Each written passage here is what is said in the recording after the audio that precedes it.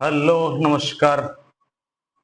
ઘણા સમયથી મુખ્ય સેવિકાની જે ભરતી છે એની રાહ જોઈને બેસેલી મહિલા ઉમેદવારો માટે એક ગુડ ન્યૂઝ આવી રહેલા છે કે જીપીએસએસબી દ્વારા મુખ્ય સેવિકાની ભરતીનું નોટિફિકેશન આજ રોજ 17/4/2026 ના રોજ જાહેર કરવામાં આવેલું છે. હવે કોણ ફોર્મ ભરી શકે છે, ક્યાં ફોર્મ ભરવાનું, કઈ તારીખ સુધી ફોર્મ ભરવાનું, આજના વિડીયોમાં આપણે ચર્ચા કરીશું.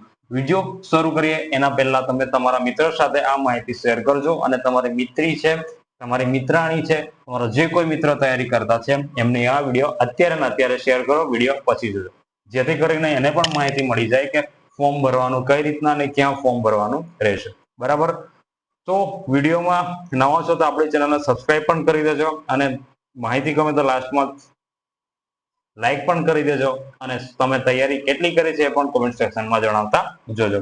ઓકે, તો હવે વાત કરીશું ખાસ કરીને એક નજર કે મુખ્ય સેવિકાની ભરતી બાબતે કે કુલ કેટલી જગ્યાઓ છે. તો 169 જેટલી જગ્યાઓ છે, 169 જેટલી જગ્યાઓ છે. માસિક પગાર એનો રહેશે, ટોટલ માસિક પગાર છે 40,800 જેટલું તમને 5 વર્ષ સુધી ફિક્સ સેશનમાં આપવામાં આવે છે. હવે ઉમેદવારી કોણ કરી શકે છે? માત્ર મહિલા ઉમેદવાર છે એ જ ફોર્મ ભરી શકે છે.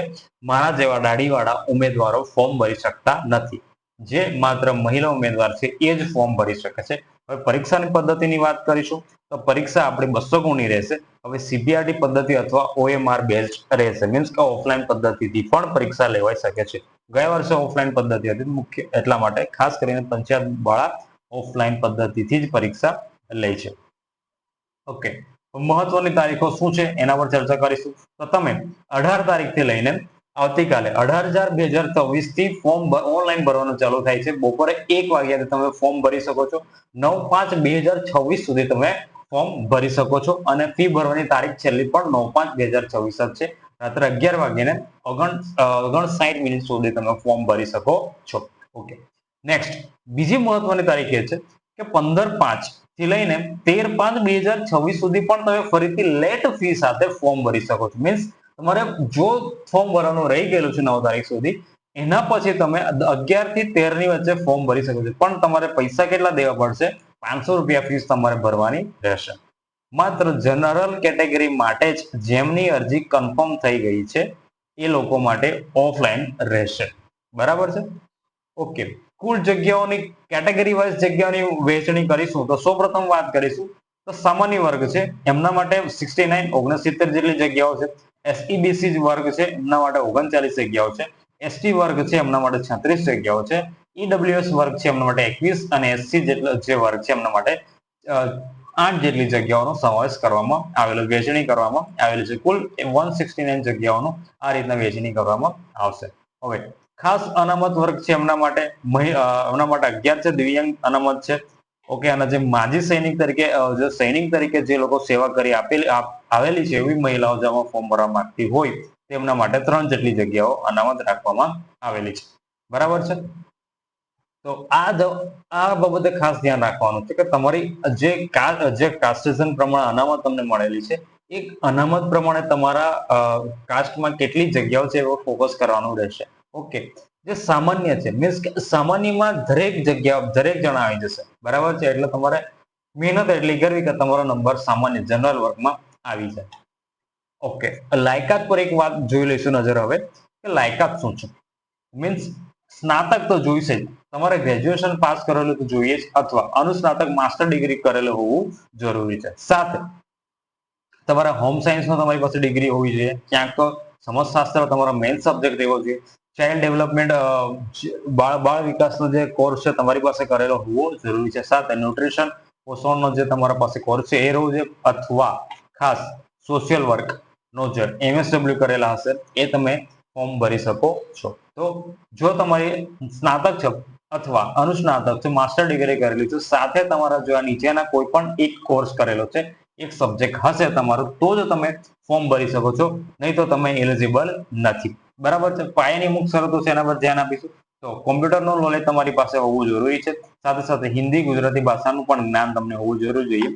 આ બધી લાયકાતો, તમારી જે લાયકાત છે એ 9/5/2026 પહેલાની હોવી જોઈએ. બરાબર છે? તમે ફોર્મ ભરી દીધું અને તમારું જે સર્ટિફિકેટનું જે રિઝલ્ટ છે એ 9/5/2026 પછી આવશે, તો તમારું એ જે ફોર્મ એ વેલિડ ગણાશે નહીં. આટલી જ તમારે ખાસ ધ્યાન રાખવાનું. પછી હવે વાત કરી લઈશું.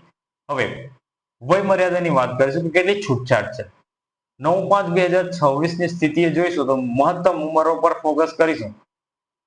તો સામાન્ય વર્ગની જે મહિલાઓ છે એમને છૂટછાટ 5 વર્ષની મળે છે અને જ્યારે મહત્તમ વય મર્યાદા એમના માટે 42 થશે. બરાબર છે. મહત્તમ ઉંમર 37 હોવી જોઈએ, એનાથી વધારે હશે જો કેટેગરી વાઇઝ તમારે જોવાનું રહેશે. હવે જે અનામત વર્ગની મહિલાઓ છે એમના માટે +10 કરીને મીન્સ 45 વર્ષ મહત્તમ વય મર્યાદા છે. જ્યારે દિવ્યાંગ વર્ગની છે એમના માટે 15 વર્ષ મીન્સ અને અનામત વર્ગ છે એમના માટે બીજા 20 વર્ષ જેવું રહેશે. ઓકે. હવે તમારે જો બિન અનામત કેટેગરીમાંથી મહિલા છો તો 42 વર્ષથી વધુ હશે તો તમે ફોર્મ ભરી શકશો નહીં. અને જો તમે અનામત કેટેગરીની મહિલાઓ છો તો તમે 45 થી વધારે વર્ષ થતા હશે તમારા, તો તમે ફોર્મ નહીં ભરી શકશો. ઓકે. હવે ખાસ જે લાભો મળે છે એના પર વાત કરશું. એક તો વિધવા ઉમેદવાર હોય એમને લાભ મળે છે અને એક સ્પોર્ટ્સ પર્સન હશે એમને લાભ મળે છે. તો સૌપ્રથમ વાત કરશું જે વિધવા ઉમેદવાર છે એમના માટે શું છે. તો તમને 50% વધારાના ગુણ મળશે. તમારી પાસે જ્યારે અરજી ભરો છો ત્યારે તમારે દર્શાવવું પડશે કે વિધવા છો કે મેરિડ છો કે અનમેરિડ છો, એ તમારે ત્યાં દર્શાવવું પડશે. બરાબર છે. પછી ડોક્યુમેન્ટ વેરિફિકેશનમાં જ્યારે તમે જાઓ છો ત્યારે તમારી પાસે આ એફિડેવિટ રજૂ કરેલું હોવું જોઈએ કે મેં પુનઃ લગ્ન કરેલા નથી. બરાબર છે. આટલી વસ્તુ તમારે ત્યાં બતાવવાની રહેશે. પછી જો તમે રમતવીર છો તો પણ તમને 5% વધારાના ગુણ મળશે. બરાબર. પણ જ્યારે તમે ફોર્મ ભરો છો ત્યારે ત્યાં યસ લખવાનું અને તમારી પાસે જરૂરી સમકક્ષ અધિકારીના રમતગમતના પ્રમાણપત્ર તમારે ત્યાં રજૂ કરવાના રહેશે. ઓકે. હવે વાત કરીશું પરીક્ષા પદ્ધતિ શું છે. 200 ગુણનો તમારો પ્રશ્નપત્ર રહેશે. એક પ્રશ્નનો 1 માર્ક. બરાબર છે. સમય તમને 3 કલાક 180 મિનિટ આપવામાં આવશે. હવે પ્રકાર કેવો રહેશે કે MCQ ટાઈપ રહેશે. હેતુલક્ષી પ્રશ્ન, વિકલ્પોમાંથી તમારો જવાબ શોધીને લખવાના રહેશે. જો તમારા પ્રશ્ન ખોટો પડશે તો 0.25 તમારા એક ખોટા પ્રશ્નના માર્ક્સ કપાઈ જશે. એટલે તમારા 4 પ્રશ્ન ખોટા પડશે તો એની સામે તમારો 1 ગુણ કપાઈ જશે. આ પદ્ધતિ છે માઇનસ નેગેટિવ પદ્ધતિ. એટલે એક ખોટા જવાબ દીઠ તમારા 0.25 માર્ક્સ કપાશે અને 1 માર્ક્સ તમારા એક પ્રશ્ન સાથે પડશે તો તમને 1 ગુણ મળવા પાત્ર રહેશે. પરીક્ષા CBRT અથવા OMR પદ્ધતિથી લેવામાં આવશે. આટલી તમારે ધ્યાનમાં લેવાની રહેશે. ઓકે. નેક્સ્ટ જોઈ લઈશું સિલેબસનું 12 અંકનું માળખું શું છે. તો 10 ગુણ શૈક્ષણિક લાયકાત અને જોબ સંબંધી ટેકનિકલ જ્ઞાનના રહેશે. મીન્સ કે 50% જેટલું તમારું ભારાંક રહેશે તમારા સબ્જેક્ટનું. બાકીનું જે 35 ગુણનું સામાન્ય જ્ઞાનનું રહેશે, 20 ગુણનું ગણિત અને તાર્કિક કસોટીનું રહેશે. મીન્સ 45 ગુણ જેટલું ગણિત તાર્કિક કસોટીનું રહેશે અને 20 ગુણ તમારા અંગ્રેજી વ્યાકરણના રહેશે. આટલી બાબત રહેશે.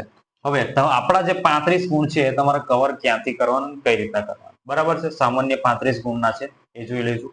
તો સૌપ્રથમ મેન્ટલ એબિલિટી છે, આપણે બુદ્ધિની સમકક્ષતા તપાસવામાં આવશે. પછી ઇતિહાસ છે ભારત ગુજરાતનો. બરાબર. પછી સાંસ્કૃતિક વારસો છે, ભારત અને ગુજરાતનો ભૂગોળ તમારે કરવાનો રહેશે. સ્પોર્ટ્સના ન્યૂઝ જોવાના રહેશે. બંધારણ છે, પોલિટી છે એ પૂછાશે. પંચાયતી રાજ ખાસ પૂછાશે, ફોકસ કરી લેવાનું. પછી ગુજરાત કેમ કે પંચાયતમાંથી કેમ કે ભરતી પંચાયતની છે એટલે તમારી પાસે આનું નોલેજ હોવું જરૂરી છે. પછી ગુજરાત અને કેન્દ્ર સરકારની જે વિવિધ યોજનાઓ છે એ તમારે જોઈ લેવાની રહેશે. ભારતીય અર્થતંત્ર વિશે તમારે જોઈ લેવાનું છે. પછી સામાન્ય વિજ્ઞાન, પર્યાવરણ અને ICT ઇન્ફોર્મેશન કમ્યુનિકેશન ટેકનોલોજી વિષય છે એ પણ તમારે જોવાનું રહેશે. પ્લસ સાથે current affair most IMP portion છે એ તમારે કરવાનું રહેશે.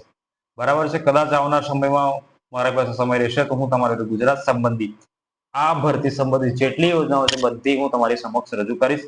એ કરંટ અફેર સંબંધિત જ હશે, જેથી કરીને તમને કરંટનો ટોપિક પણ મળી જશે અને ગુજરાતની જે યોજનાઓ છે આ ભરતી સંલગ્ન તમને માહિતી મળી જશે. બરાબર છે. ઓકે. નેક્સ્ટ, અરજી કેવી રીતના કરવાનું. તો અરજી કરવા માટે તમારી પાસે OTR નંબર હશે જ, એનાથી તમે લોગિન કરી શકો છો. તમારી વિગત ચકાસણી કરવાની રહેશે. ફોટો સહિત ઓલરેડી અપલોડ કરેલા જ હશે, ત્યાંથી તમારે જોઈ લેવાનો રહેશે. પછી અરજી કન્ફર્મ કરવાનું ભૂલવાનું નથી અને ફી ભરવાનું ભૂલવાનું નથી. બરાબર છે. આ ભરતીમાં માત્ર જે ઓપન કેટેગરીમાં આવે છે એ લોકો માટે 100 રૂપિયા ફીસ છે. જે અનામત કેટેગરીમાં આવે છે એમના માટે ફીસ નથી. એ તમારે ખાસ ધ્યાન રાખવાનું રહેશે. હવે ફોટો જો તમારા જૂનો અપલોડ કરેલા હતા તો પ્લીઝ લેટેસ્ટ અપડેટ કરી દેવાનો રહેશે. બરાબર છે. 5 KB થી ઓછી સાઇઝના JPG ફોર્મેટમાં જ તમારે એક ફોટો કોપી અપલોડ કરવાના રહેશે. અરજી તમારે કન્ફર્મેશન થઈ છે કે નહીં ખાસ ચેક કરી લેવાનું. ઘણી વખત તમે અરજી કન્ફર્મ કરવાનું ભૂલી જાઓ છો તો પછી તમારું એપ્લિકેશન નોટ ફાઉન્ડ બતાવી દે છે. તો પ્લીઝ આ બાબતે ખાસ તમારે ધ્યાન આપવાનું રહેશે. ઓકે, અરજીની ફી અને નિયમો શું છે એના વિશે વાત કરી લઈશું. જો અને સામાન્ય વર્ગની વાત કરીશું તો 100 રૂપિયા ફીસ છે સામાન્ય વર્ગ માટે. ઓનલાઈન તમે ફી કરી શકો છો. છેલ્લી તારીખ છે 9/5/2026. હવે પેનલ્ટી વિકલ્પ ઓનલાઈન ચૂકવણી ન થાય તો 10 થી 13 ની વચ્ચે તમારે 500 રૂપિયા ફ્લેટ ફી સાથે ઓફલાઈન માત્ર કન્ફર્મ અરજી થયેલી હોય એ લોકો માટે જ રહેશે. ઓકે, અન્ય કેટેગરી માટે આવું કંઈક છે નથી, ફી છે એટલા માટે. SC ST ઉમેદવારો જે અનામત કેટેગરીમાં આવે છે એમના માટે ફી કોઈ છે નથી. ફી માફી જ છે. બરાબર? ઓકે, પરંતુ તમારે અરજી કન્ફર્મ તો કરવી જ પડશે. જો અરજી કન્ફર્મ નહીં કરશો તો તમારી અરજી કન્ફર્મ થશે નહીં. પછી તમારું નોટિફિકેશન આવી જાય application not found. Okay, document ચેકલિસ્ટની વાત કરીશું તો નોન ક્રિમિનલ જે SC BC કેટેગરીના છે એમના માટે લાગુ પડશે. તો એ લોકોએ 1/4/2024 થી 9/5 ની વચ્ચે ઇસ્યુ કરેલું હોય એ જ પ્રમાણપત્ર તમારે ડોક્યુમેન્ટ વેરિફિકેશનમાં રજૂ કરવાનું રહેશે. EWS પ્રમાણપત્ર 10/5/23 થી 9/5 ની વચ્ચે ઇસ્યુ કરેલું હોય એ વેલિડ કહેવાશે. દિવ્યાંગનું પ્રમાણપત્ર માટે તારીખ કોઈ છે નથી તમારી પાસે, કેમ કે એક જ વખત કાઢવાનું હોય છે. હવે NOC જો સરકારી નોકરી કરતા હોય તો તમારે NOC પણ તમારે જે કોઈ જે તે ઓફિસમાં નોકરી કરતા હોય તમારે ત્યાંથી એ મેળવી દેવાનું રહેશે. 7 દિવસમાં તમે અરજી કર્યાના 7 દિવસની અંદર તમારે એની જાણ કરવી અને NOC મેળવી લેવાની રહેશે. ઓકે, હવે આ જે દરેક ડોક્યુમેન્ટ છે તમે જ્યારે ફોર્મ ભરો છો ત્યારે અપલોડ કરવાના રહેતા નથી. બરાબર? પણ તમારે કાસ્ટ સર્ટિફિકેટ છે અને જે EWS નું પ્રમાણપત્ર છે એની જે પ્રમાણપત્ર નંબર તમારે એમાં એડ કરવાના રહેશે. બરાબર છે? ઓકે, નેક્સ્ટ જોઈ લઈશું અંતિમ નોંધ અને કડક. જો તમે ગેરરીતિ અને કાયદાની વિરુદ્ધમાં જશો તો તમારા પર જે ગુજરાત પબ્લિક એક્ઝામિનેશન એક્ટ 2023 એ લાગુ પડશે. બરાબર? જે ગેરરીતિ કે પેપર લીક કરનાર સામે કાર્યવાહી કરવામાં આવશે. અને જો તમારી માહિતી ખોટી હશે કે અધૂરી માહિતી તમે આપશો તો એ આપોઆપ રદ થઈ જશે. ઓકે, હવે ફોર્મ ક્યાં ભરવાનું?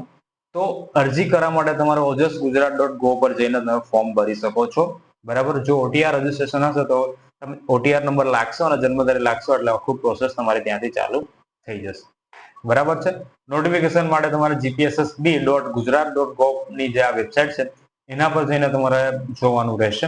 ત્યાં તમને ઓફિશિયલ, નહીં તો પછી આ માહિતીની જે PDF છે મારી ટેલિગ્રામ ચેનલ છે એમાં મેં મૂકેલી છે, એમાંથી તમારે લઈ લેવાનું રહેશે. જો કોઈ ફોર્મ ભરવામાં તકલીફ થતી હોય તો પ્લીઝ અમારો જે ઇન્સ્ટાગ્રામ પેજ છે અને ફેસબુક પેજ છે એની લિંક પણ મેં ડિસ્ક્રિપ્શનમાં મૂકેલી છે, એમાંથી તમારે લઈ લેવાનું. અમારી સાથે સંપર્ક કરી શકો છો. નહીં તો તમે વિડીયોના જે કોમેન્ટ સેક્શન છે તેમાં જઈને કોમેન્ટ કરી દેવાનું. બરાબર છે? સો આટલી જ માહિતી છે આ પરીક્ષા લક્ષી. જો તમને માહિતી ગમી હોય તો પ્લીઝ તમારા મિત્રોને શેર કરી દેજો અને આપણી ચેનલ સબસ્ક્રાઇબ કરવાનું ભૂલતા નહીં. Thank you. જય હિન્દ, જય ભારત.